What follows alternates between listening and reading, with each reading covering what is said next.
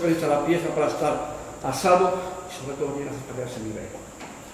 Bien, vamos a empezar por algo muy básico, que es un entrante sobre arqueología subacuática y la fragilidad de los materiales a los que nosotros nos enfrentamos en nuestras excavaciones. Pero antes quería dejar una cosa muy clara. Lo digo porque la prensa ha salido, que la pieza posiblemente iría para Vigo de forma provisional, pero que sí para Vigo. Ya te íbamos a zumbar con ese tema. Ya te íbamos a zumbar con ese tema. Bien, Espera, os cuento. espera lo que dije. Por si acaso, no te haces. A lo mejor lo tumbamos, Ha sido que es culpa mía. Bien, os cuento lo que sucede. Hace unos años, cuando se hizo el plan general para toda España de arqueología subacuática, se decidió que cada comunidad autónoma debía nombrar un museo de referencia para albergar y restaurar las piezas de arqueología subacuática. Para mí fue una cagada elegir el de Vigo, el Museo de Vigo. No porque dude de lo que es el museo y sus capacidades, sencillamente porque no es un museo central. Los que somos de la Mariña nos queda 3 horas y 200 euros ida y vuelta a poder visitar nuestras piezas arqueológicas. Me parece un error. Si hubiera un museo central, yo lo pondría en Costa da Morte, que así, aparte de lo que es el museo, por el propio museo, la propia historia de la zona, yo creo que sería un fíjate más para recibir turistas, ¿no?, en esa zona. Pero bueno, el tema es que cuando se hizo ese plan se decidió que todas las piezas arqueológicas que sacaran de las aguas gallegas fueran para el Museo del Mar de Vigo. Ahora vamos a las puntualizaciones, de forma provisional. No quiere decir que se quede. Ellos ya han publicado en Twitter que es de ellos. ¿Llevan tiempo publicado? Sí, ya han publicado en Twitter que su pieza es de ellos y va para allí. Ahora, la cuestión, ¿qué podemos hacer o cuál es la otra opción para que se quedara en Viveiro? La otra opción para que se quedara en Viveiro es que Viveiro tuviera una sala expositiva con una colección visitable. Si Viveiro la tiene, Viveiro puede reclamar y tendría que volver a Viveiro. ¿Viveiro tiene esa sala expositiva? No. Primer problema. ¿Qué hemos propuesto nosotros al ayuntamiento? Hemos propuesto, tenemos técnicos especialistas en arqueología subacuática y técnicos especialistas en lo que es conservación y restauración de bienes culturales que han estado en un ámbito sumergido, que es algo que no tiene ningún museo de referencia de todo el norte de España. Tienen funcionarios que son graduados en geografía e historia, que no son especialistas en arqueología subacuática, que no tienen bagaje en arqueología subacuática, y tienen restauradores que han preparado una exposición. Serán más buenos o más malos, lo discute incluso alguno en la zona de Cantabria que lo entendió que es bastante bueno. Pero si buscamos el buen trato de esta pieza con personal adecuado, el único centro de tratamiento de materiales húmedos que está al nivel suficiente para enfrentarse a él es el de Viveiro. Hoy en día, en toda España, hay tan solo 10 áreas de tratamiento de materiales subacuáticos. 10. Uno es de Viveiro. Vamos con 2 ventajas profesionales y lugar donde nos falta la parte expositiva que no depende de nosotros. Nosotros nos hemos puesto al servicio del ayuntamiento, no puede ser de otra manera. Somos voluntarios, porque no tenemos sueldo ni tenemos interés en llevarnos nada para casa, completamente transparente todo, y hemos puesto nuestro saber, nuestro tiempo y nuestro trabajo a disposición del Concello para que pudiera crear una exposición. El Concello necesita crear un espacio, ¿no? Ya lo tiene. Habría que tocarlo un poco, modificarlo, algunas cuantas medidas de seguridad, crear una pequeña zona divulgativa, pequeña. Además podría incluirse la parte del laboratorio, incluir la visita para que la gente vea cómo los bienes de la ría de Viveiro se van cuidando por parte de los especialistas. Esta fue una de las opciones que les hemos dado con nuestra colaboración, completamente desinteresada para que la pieza se quede así. Aquí, perdón.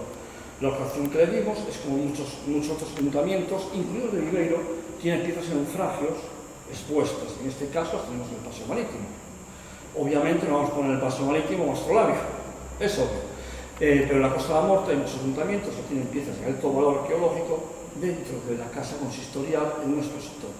Esta es otra opción que les hemos dado. Seguimos ofreciendo técnicos, seguimos ofreciendo material, seguimos ofreciendo un centro de tratamiento de materiales húmedos que está las 365 horas del año atendida por profesionales, y es que estamos hablando de gastos ceros, solamente intención y espacio. En el caso de hacer aquí una pequeña, digamos, una pequeña exposición arqueológica, lo que hemos propuesto en concreto, y os lo puedo decir rápido, es en esta parte donde estoy yo, hasta donde está el laboratorio, a partir de paneles, contar la evolución de la ría desde que era un valle fluvial hasta lo que hoy es como un puerto pesquero potente del Cantábrico. En la parte que estáis vosotros, lo que hemos propuesto es poner nuestro trabajo, poner fotos de los pecios, nuestras excavaciones y hacer una simulación 1:1 como aquel muñeco que tenemos allí de una excavación subacuática, ¿no? En escala real, cómo estarían trabajando y con todas las explicaciones pertinentes para entender el trabajo, y una espina central que dividía los espacios aquí en medio con estanterías, donde iría el astrolabio. O sea, se puede, sí. Hay opción, sí. Hay personal, sí. Hay laboratorio, sí. Hay espacio, sí. Ya no está en mis manos. Yo más no puedo hacer, no puedo entender. Y la ley dentro de 6 meses me obliga a entregar al Museo del Mar de Vigo esta pieza, salvo que por alguna causa, que insisto, ya no está en mis manos, se decida crear ese espacio. Crear no, ya existe, sino alimentar ese espacio con este itinerario, o este, digamos, yo siempre lo digo, me refiero como este diálogo entre materiales e información con el público que explican el desarrollo de la ría, lo que viene siendo un centro de interpretación. Ya no digo museo, ya no quiero, obviamente, pero por lo menos un centro de interpretación para poder tener aquí las piezas más señeras, porque es imposible tener todo lo que hay en la ría, de verdad. Estamos hablando de 40 naufragios en la ría de Niveria. Bueno, también nuestro nivel de nuestra velocidad de estudio tampoco da para estudiar los 40 y priorizaremos los más importantes, obviamente. Vamos a hacer una especie de recorrido que empieza aquí y os voy a introducir un poco lo que es la arqueología subacuática y cuáles son los problemas de los materiales que han estado bajo el agua. Os presentaremos después nuestro proyecto, os hablaremos de cómo trabajamos, aunque ya lo sabéis, porque trabajamos como vosotros os divertís, y luego os enseñaremos el área, las capacidades que tiene y las piezas que tenemos de la última campaña. Nos íbamos a comenzar por algo muy básico. Como sabéis, España en el año 2005 firmó el convenio de la UNESCO sobre la protección del patrimonio cultural subacuático del año 2001. Yo creo que más o menos los metidos en buceo conocéis un poco esta cosa. No me voy a meter mucho en legislación, pero aquí hay en los artículos preliminares hay una cosa que se debe tener en cuenta y me parece un resumen espectacular, que es la preservación del patrimonio cultural subacuático in situ, esto es, en el lecho del mar, deberá considerarse la opción prioritaria antes de emprender actividades dirigidas a ese patrimonio. No obstante, la recuperación de objetos podrá autorizarse cuando tenga por finalidad aportar una contribución significativa a la protección o al conocimiento del patrimonio subacuático. Me parece espectacular porque es muy realista. Nos dice, mira, no os pongáis a sacar piezas como locos y si hay recursos invertidos en aquello que realmente vale la pena, que es sacar información para la sociedad y no empezar a sacar caminos como locos que terminen en rotondas. Eso creo que es un resumen bastante aceptable de lo que es el espíritu de este convenio. ¿Qué estudiamos los arqueólogos subacuáticos? Sobre todo nos centramos en 6 tipologías de yacimiento. El primero son los restos de estructuras originalmente construidas en tierra firme y que con el tiempo van siendo inundadas por el mar. Eso seguro que suena de las costas del Mediterráneo, de las ciudades romanas que se están quedando sumergidas y que hay clubes de buceo que explotan itinerarios por ellas. Luego, los restos de estructuras construidas para estar en el medio marino relacionadas con las infraestructuras portuarias y explotaciones pesqueras, que vienen siendo los puertos, las ramblas, el viveiro. Además, porque muy poca gente lo sabe, vosotros solo sí, porque paséis por la ría, existen varias cetarias todavía de 1860. No sé si os suenan, hoy habéis estado a 100 metros de una, por ejemplo, algunos de vosotros. De hecho, en la sur del Pecio está la factoría, o sea, lo que es la Z de la Area, y luego tenemos otra en Vicedo, más adelante, por la ciudad de la Area. También entraría en nuestro área de estudio. Luego tenemos los fondeaderos, que son fondeaderos de luna natural, donde las embarcaciones, en un momento dado, buscan refugio para el descanso, para evitar un temporal. Es muy curioso que en Galicia en todo el norte del Cantábrico, no prestamos atención a estos fondeaderos, mientras que en el Mediterráneo hay verdaderos especialistas en estudiarlos, porque dan muy buena información en cuanto al comercio marítimo. ¿Por qué?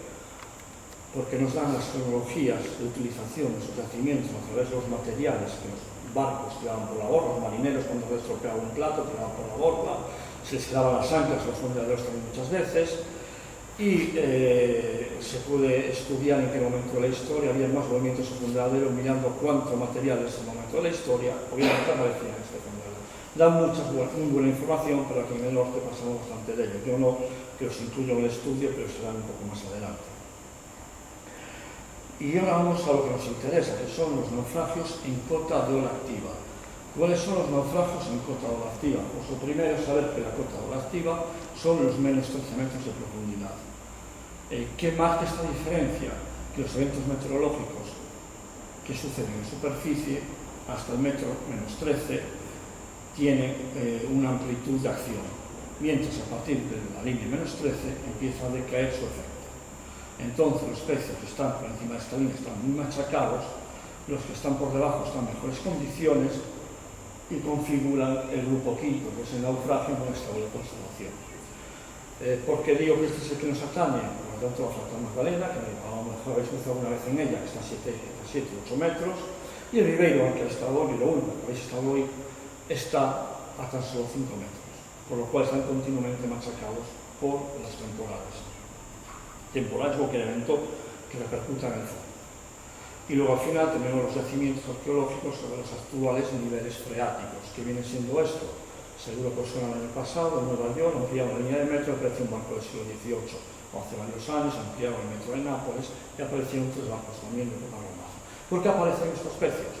Aparecen, pues, los lomos de Ribeiro tendremos muy rápido porque tenemos media ría tomada por la fuerza, la tenemos colmatada por nuestra apropiación, por rellenos. Pero también hay otras formas que viene siendo cuando los estuarios se colmacan por sedimentación, ¿no? Está una arena de desembocadura, esa arena no se quita, crea una barrera y acaba colmatando ese área, ¿no? Son los dos más comunes. Hay otras formas, pero bueno, estos digamos son los más comunes en esta tipología. Bien, ahora vamos a hacer 3 puntos muy rapiditos. Uno es sobre la fragilidad de los materiales. No quiero que entréis ahí sin saber lo que vais a encontrar. Quiero que lo tengáis claro y quiero que así vais a entender mejor el porqué. Vamos a hablar de la importancia de nuestro yacimiento, que nos viene muy bien igual que vosotros los buceadores, sobre todo la mayor parte los estáis hoy aquí, otros no, pero nos podéis ayudar a convencer a otros buceadores de que nos echen una mano en proteger los yacimientos. Y luego vamos a hacer un pequeño inciso que vamos a hacer ante un hallazgo arqueológico. Como veis, es muy básico este dibujo y creo que a primera vista ya se entiende. Vemos un barco, lo que es un continente, con su contenido. Y vemos el mar, vemos el aire, vemos la tierra. Estamos viendo 2 ambientes diferenciados. Cuando se construye un barco y la propia carga que porta el barco, se construye en un ambiente compuesto de nitrógeno, oxígeno y otros gases. Estamos hablando del aire, de nuestra atmósfera. En el momento que se hunde, esos materiales se ven expuestos a otro ambiente, que vienen siendo cloros, sodio, azufres, tal. O sea, estamos creando una reacción química diferente para lo que los materiales no están preparados, lo cual les afecta de una forma modificando sus estructuras. Ahora, está debajo del agua, pasan 500 años y queremos sacar algo. Pecio Ribeiro 1, por ejemplo, y como astrolabio. Tenemos que tener en cuenta que ese material ya está habituado al agua, aunque en principio ha sido construido, fabricado para estar en el primer ambiente, después de tantos años se ha adaptado al segundo ambiente, a que es el nuevo ambiente natural para él y adaptarlo otra vez al ambiente original supone una serie de problemas que deben estar guiados por especialistas, tanto bajo el agua, en la parte de recuperación, extracción y protocolo de intervención para traerlo a tierra y integrarlo en un centro como este, como a partir de que llega aquí el técnico conservador, ayudarle a evolucionar a este ambiente, o sea, adaptarlo a este ambiente. O sea, no es sacar las cosas como locos y traerlas a tierra, que después pasa lo que pasa y lo que pasa lo que explicará. ¿Qué pasa cuando tenemos en cuenta estos procesos y no contamos con profesionales adecuados para su tratamiento? Pues pasa esto. Tenemos demasiada luz, desgraciadamente, pero el que diseñó el edificio este creo que se adaptó de poner cristales, debía tener un primo cristalero o algo, y lo hizo millonario, vamos. Realmente es una foto de dos cañones y dos anclas que están en prestigiosos museos de diferentes puntos de España, incluido un Real Sitio y un museo muy cercano a nosotros. Cuando no se tiene cabecilla, no se tiene experiencia, no se es profesional en este ámbito y te llega el buzo de turno y si no encontró algo, te dicen venga, tráemelo. El buzo, ingenuo él y bien intencionado, le hace el favor y el hombre los pone, rompiendo esa cadena que llevamos los profesionales que nos molestamos en asegurar para que el elemento se adapte otra vez a su ambiente. Al saltar este paso, nos encontramos que las piezas quiebran, se rompen, se escaman y se destruyen. Estamos en este caso en concreto, estamos hablando de bienes inorgánicos. Os he puesto aquí una fórmula, no por hacerme listo, es una fórmula que conozco, no la conocía, me la puse, que es la aleación de los cañones de la Real Fábrica de la Cavada. Y no tiene más objeto que recordaros que seguimos por la química. Seguimos hablando de química y más química. Y ahora vamos con los inorgánicos. Vamos a tomar, por ejemplo, la madera. La madera tiene un polímero que se llama celulosa y que es la que mantiene la forma de la propia madera. Cuando tenéis una silla, un barco, cualquier elemento que es de madera, la forma la tiene porque hay un polímero que se llama celulosa y es el que mantiene esa forma. Vamos a ponernos en el caso de cualquier buque hundido que habéis estado más de uno seguramente, más de un nacimiento, un pecio de mar que haya tenido madera. Puede ser el primer uno, puede ser la Magdalena o puede ser otro. Cuando el pecio lleva un tiempo en el mar, esta celulosa es sustituida por el agua salada, por el agua de mar. Entonces, lo que es la madera, la forma de la madera, está consolidada en ese momento gracias a la acción del agua del mar que la ocupó el sitio que dejó la celulosa. Entonces, pongamos que mañana nos encontramos buceando una tabla de un pecio y decimos, mira, lo vamos a sacar para llevarlo a un sitio, el sitio está cerrado y bueno, lo vamos a dejar en un sitio hasta que venga. ¿Qué pasa durante el proceso de secado? O sea, hemos sacado un material medio húmedo y lo hemos expuesto a algo que lo puede hacer secar. Pues ¿qué pasa? Pasa lo siguiente. Sí que no sé muy bien, lo siento, la verdad que no es culpa mía, que es un poco el primo cristalero del arquitecto que hizo la losa. El tema es el siguiente. Ahí veis dos tipos, es una madera que es la misma cerrada a la mitad. Esta madera es de un yacimiento arqueológico, mejor suena, que está en Girona y que se llama La Draga. Este yacimiento se encontraba junto a lo que es el material arqueológico, un árbol, o sea, troncos, árboles que no tienen importancia para el estudio, sencillamente vegetación de aquella época.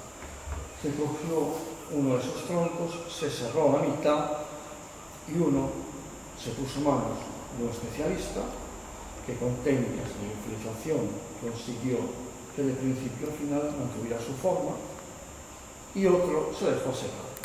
En 21 días, y es una lástima que no se vea al final de la línea de este tronco, solo había polvo.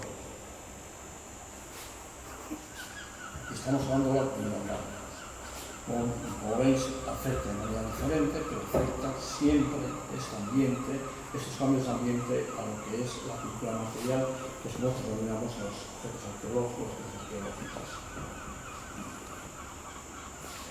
Ahora os voy a poner un ejemplo de un proyecto en el que participé durante 3 años, que fue el estudio de la igualada 5 y 6, perdón, 7. Le falta un palito, pues a mí el borde, pero es 7. Bien. Esta charla, que es muy cortita, como veis, está a punto de terminar, se basa en que entendáis la sensibilidad de los materiales digamos, en un ambiente hostil, que para ellos es ahora mismo el fondo del mar. Nosotros, en el año 2011, quiero recordar, comenzamos el estudio de financiamiento con la igualada 5. Después de la igualada 5 viene el 7. ¿Por qué? Pues lo vamos a explicar entrando en detalle. Debemos tener en cuenta siempre que cuando hablamos de un naufragio, en el 90% de los casos estamos hablando de la arqueología del desastre, ¿no? De la tragedia. ¿Por qué se hunde un buque? Se hunde una galera, un evento meteorológico, una causa bélica, un defecto de diseño, un deterioro estructural, una colisión, una explosión, incluso hasta los forzamos como, para crear biotopos, por lo cual violentamos su hundimiento también. Estamos hablando de una tragedia normalmente, ¿no? Os he puesto aquí a la derecha como un galeón en una zona relativa como es la ría de Ribeiro evolucionaría durante los siglos sus restos arqueológicos mientras son machacados por el mar. Voy a levantar y ahora es mejor con el grupo, sea un poco... No, el primer pista, vamos. El tema es el siguiente. El precio se hunde. Vamos a ver que lo primero que va a afectar va a ser a los elementos orgánicos del barco. Las velas se van a pudrir, las cuerdas se van a pudrir. Y bueno, ¿qué pasa cuando en un barco que lleva artillería, como es el caso de este barco, cuando las cuerdas se pudren, los cañones se sueltan, por lo cual hay un movimiento de carga. Ese movimiento de carga, por un sobrepeso, que va hundiendo poco a poco las cubiertas. Esto con la ayuda, obviamente, de las tormentas, de los eventos meteorológicos a lo largo de cientos de años, hasta que al final nos queda lo que es la arriba del barco y los materiales depositados encima. Estamos hablando en este caso de un precio relativa. La Plata Magdalena, el precio del de 1. Hay excepciones del camino del Ribadeo. ¿Por qué? Porque está en remanso, no está en la costa, está dentro de la ría, en la lateral, y ahí se ha salvado. Nosotros lo que vamos a encontrar hoy en día de los precios que estamos trabajando es esto. Igualmente, a partir de eso, que conste que somos capaces de reconstruir la arquitectura naval por lo menos a cierto punto. Porque hay piezas complejas, cuando una pieza se constituye de varias piezas, ¿no? Y a partir de una podemos analizar las que le corresponden. Entonces, hay posibilidad de, hasta cierto punto, estudiar aquello que nos ha salvado, pero que esa parte de su estructura compuesta nos ha dejado. Que es una de las piezas, a lo mejor no que habéis visto en los estudios de enseñanza de Jesús. Hay una pieza que tiene unos recortes, no sé si habéis fijado en ella. Es una pieza compuesta. Los recortes son para encajarse entre otras dos piezas. Entonces, en esa pieza, unas fórmulas matemáticas y leyendo documentación de trabajos anteriores o comparación, podemos sacar qué piezas sean las otras dos y aparte las dimensiones que podrían tener, lo cual también nos ayuda a dimensionarlas dentro del buque. Es muy complejo, acabas con un dolor de cabeza del copón, pero es muy bonito como verías al final. Bien, vamos al caso del agua blanda. Lo voy a explicar con técnicas forenses, todos hemos visto en la serie CSI, y así todos hablamos el mismo idioma. Nosotros encontramos un cadáver, lo que viene siendo el pecio. El pecio lo remarcamos alrededor, tal como se hace en las películas, en nuestro caso con cuadrículas de PVC y demás, empezamos su estudio, y su ADN nos dice que hay más de un cadáver. la importancia de los materiales, porque su ADN en este caso viene marcado por la cerámica. Había cerámica de dos horizontes temporales diferentes, con 200 años de diferencia dentro de una misma época que era el periodo romano. Teníamos dos peces romanos que se habían unido en el mismo sitio con 200 años de diferencia. Afortunadamente, con el estudio de la cerámica de esos periodos, su ADN nos decía, mira, aquí hay dos cadáveres, no hay uno. Vale, pues vamos a separar los cadáveres como podamos, que se han hecho polvos, obviamente. Pues vamos a técnicas de dispersión balística y vamos viendo su dispersión y al final logramos dividir, separar los dos especios con nuestras técnicas. El tema que, claro, mientras se investiga esto aparece un sexto barco, que es el Agorba 6. Entonces al otro cadáver hay que llamarle Agorba 7 y por eso es Agorba 5 y Agorba 7 y nos quedan medio 6, que fue otro barco que apareció mientras no se descubría que habían sido dos especies. Bien, la investigación aparte se nos complica. Y vuelvo a decir, recordad, estamos hablando de materiales, para que conozcáis la importancia, entendáis la importancia tanto del trato que nosotros damos debajo del agua, como la necesidad de tener aquí un laboratorio para atenderlos. Empezamos a estudiarlos y nos damos cuenta que el primer estrato está compuesto por material que normalmente va a la bodega, ánforas de gran tamaño, tébulas y demás. Bien, pues aquí pasa algo. Han expoliado el barco, han sacado los estratos superiores y seguimos estudiándolo. Estudiamos al último estrato. Y el último estrato resuelve el crimen. ¿Cómo murió el Agorba 5? Pues el Agorba 5 murió como el Poseidón. Lo cogió una ola y lo puso boca abajo. La cubierta principal quedó boca abajo y la bodega para arriba. De ahí que lo primero que encontramos fuera la carga de la bodega y no los materiales que normalmente la marinería guarda en cubierta o dentro de la cubierta. Obviamente fue una gran desgracia para los marineros, pero para nosotros fue una fortuna, porque todo el material orgánico se enterró en la arena y volvemos a la química en un ambiente anaeróbico que evitó que estos materiales se pudrieran. Entonces, 18 siglos después del naufragio, llegamos a recuperar un cabo de cubierta enrollado, tal y como lo podemos ver en cualquier barco que hay por ahí. Os lo pongo aquí y os aseguro, si no llega a ser porque perdió el color, lo primero que pensaría es esto lo acaba de traer del barco que estaba ahí. Y a su lado, además, había un capazo, también de cuerda, intacto.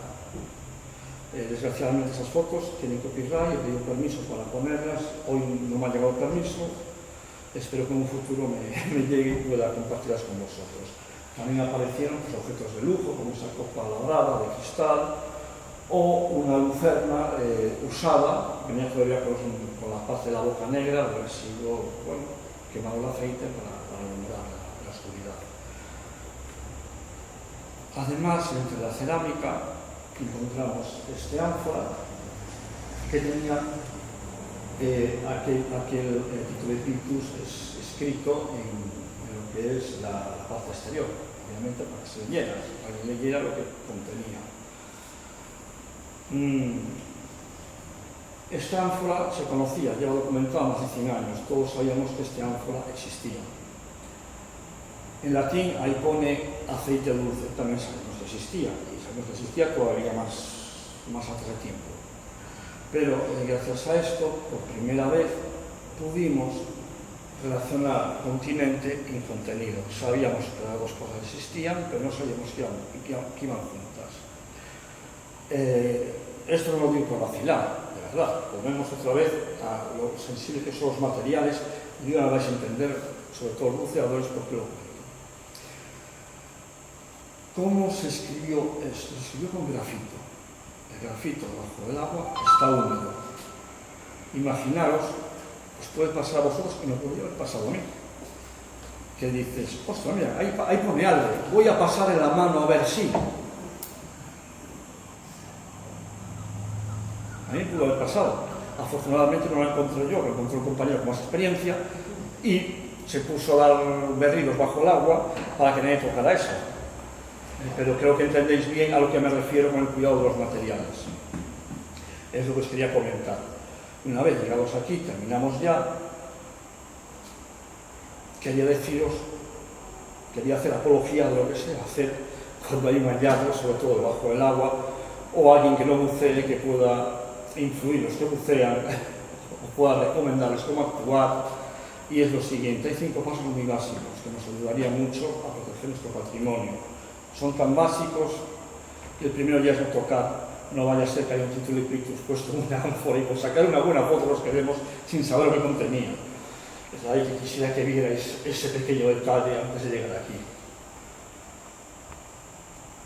Observar y fotografiar. No lo toquéis, pero disfrutadlo. Disfrutadlo, porque cuando más información podéis transmitir sobre él, el técnico que recoja la información irá mejor preparado a documentarlo.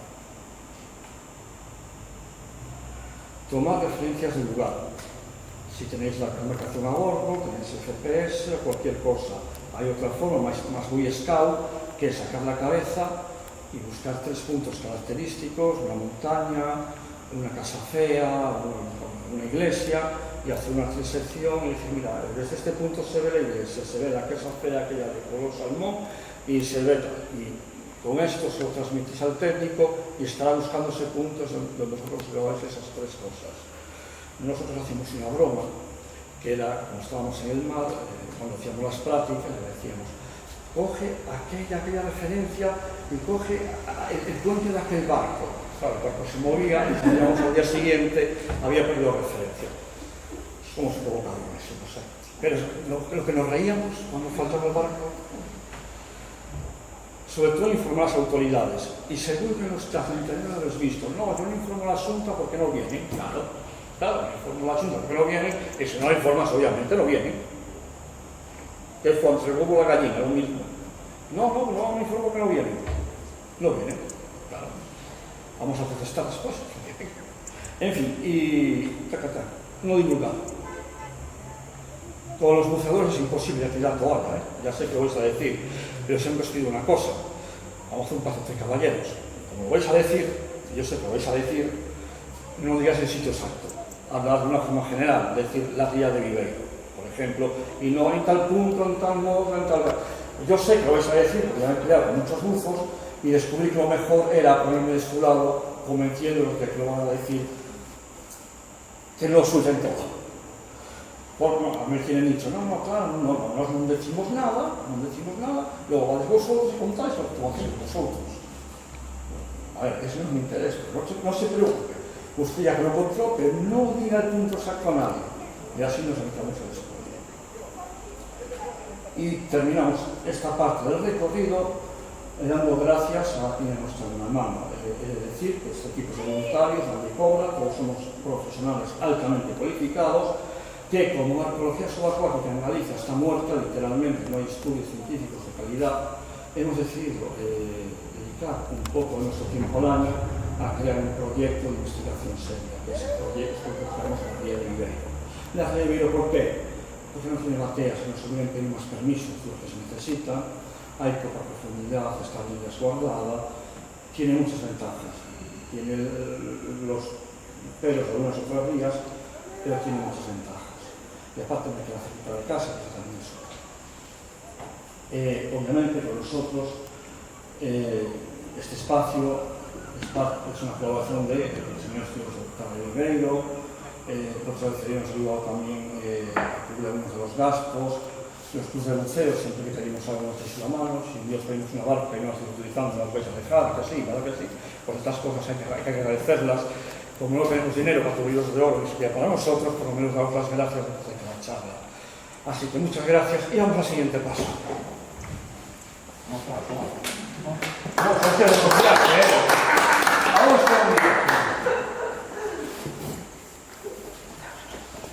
Vamos, estamos en la puerta de la pirámide. Venid por aquí.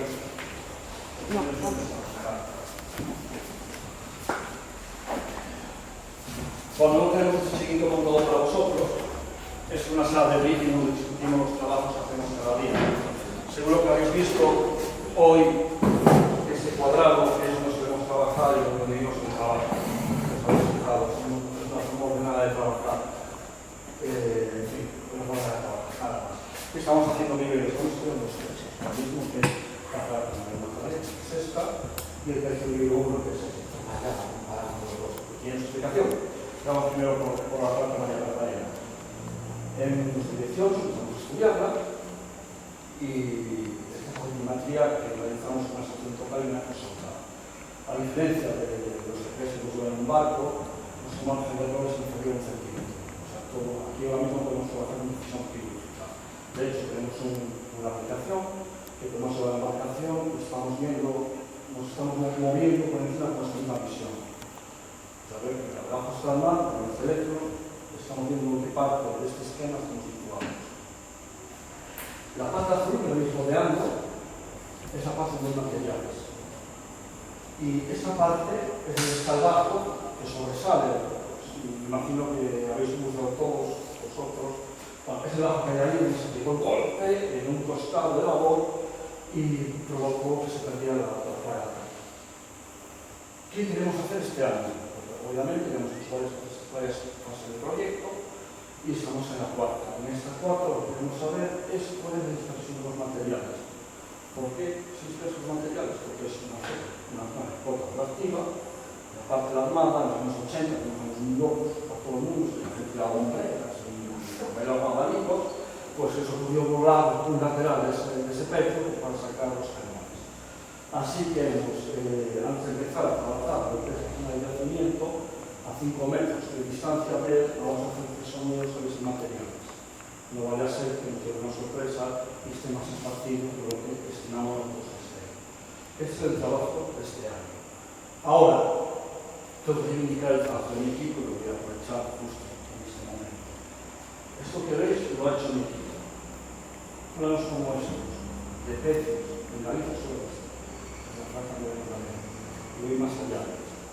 Esto es un GIS, un programa de información geográfica. Esta es la falta mayor de María Magdalena con tan solo el centímetro de error en su posición. Las integralizas tienen 2.000 barcos documentados, pero solo tiene una capa geográfica del barco y se hacen más. Comentarios torpes no. Eso lo quería aclarar. Ahora, el nivel 1. Me enseñas esto de Magdalena y no me enseñas otra payada. Vale, sí, es una payada. No hay más, o sea, puedo taparlo, puedo ocultar, pero no me gusta. Bien, ¿por qué está esto así? Porque no llevamos esta fase de trabajo. Esta fase de trabajo, vamos a hacerla hoy, no sé cuándo llegar, si están diferentes trabajando, que se acaba de ir. Bien, pues estamos preparando esto mismo y mañana lo terminaremos. Sabemos los materiales. Sabíamos que los materiales de los cañones no los esconda, entonces damos una referencia y llevamos este dibujo a esa referencia. ¿Qué es lo que estáis viendo? Son sondeos por equidistancia. La línea roja sería la guía, o sea, este es el sondeo directriz, a partir de aquí abrimos el resto y cada 5 metros fuimos abriendo uno. Si os fijasteis, había una serie de agujeros que seguían esta secuencia. El objeto de esto es, en un espacio donde no se sabe lo que pueda haber, pero se sospecha que hay indicios, intentar buscar el precio. Y es lo que es. O sea, esta atrapallada, lo que viene, pues todo como está, aquí empezando las cosas como se pueden. Ahora que sabéis por eso, el trabajo de la ría, os voy a decir, mira, no sé el equipo que tenemos para trabajar, pero vuestro mejor. Así que, para vuestra vergüenza, un poco detrás, y no sé si... Bueno, en nuestro equipo es igual que el vuestro, básicamente. Hay gente que utiliza seco, yo utilizo húmedo porque me siento más cómodo, soy saque caliente, y a mí suele meterme en un traje seco y pasar calor, no me da, o sea, no me da para nada. Este equipo es exactamente igual que el nuestro. Necesitamos algo que proteja del frío, que es el neopreno, el traje seco, no usamos esas aletas como cuando luego nos espejo las colocamos.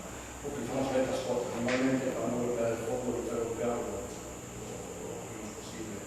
Ya hemos equipo el curso igual que el vuestro, una parte de navegación siempre, si nos perdemos, si no tomamos la referencia del cabo donde trabajamos, pues en un momento nos perdemos, podemos menos para arriba, que no se puede socorro, pero con auxiliares, o sea, siempre trabajamos con casco, nos quedamos con bastante trabajando, la gente que empieza a trabajar no lo usa y no se da cuenta de que utilizamos cascos civiles, pero en mi caso hemos pasado los militares. Porque este es un casco invisible, todo es invisible. Si os fijáis, la parte de arriba tiene unos orificios, lo cual evita el efecto campana. Cuando nos sentamos en un caso normal, nos queda una cámara de aire que nos tira para arriba y nos incómoda la posición. Esto lo actúa el aire. Llevamos normalmente siempre cámara para documentar lo que estamos haciendo y soportes para facilitar. En mi casco, de hecho, se mete allí. Como ves, es igual que este, pero negro, y está montado tal cual os digo. Es comodidad para trabajar, es aumentar la visibilidad, pero no hacía falta, con las baterías no hace falta. Y si al de la cubierta le cae la inglesa mientras hace una reparación en la motobomba, pues me pega la cabeza, no va a pasar nada. Es un poco seguridad. Y ahora vamos a entrar aquí delante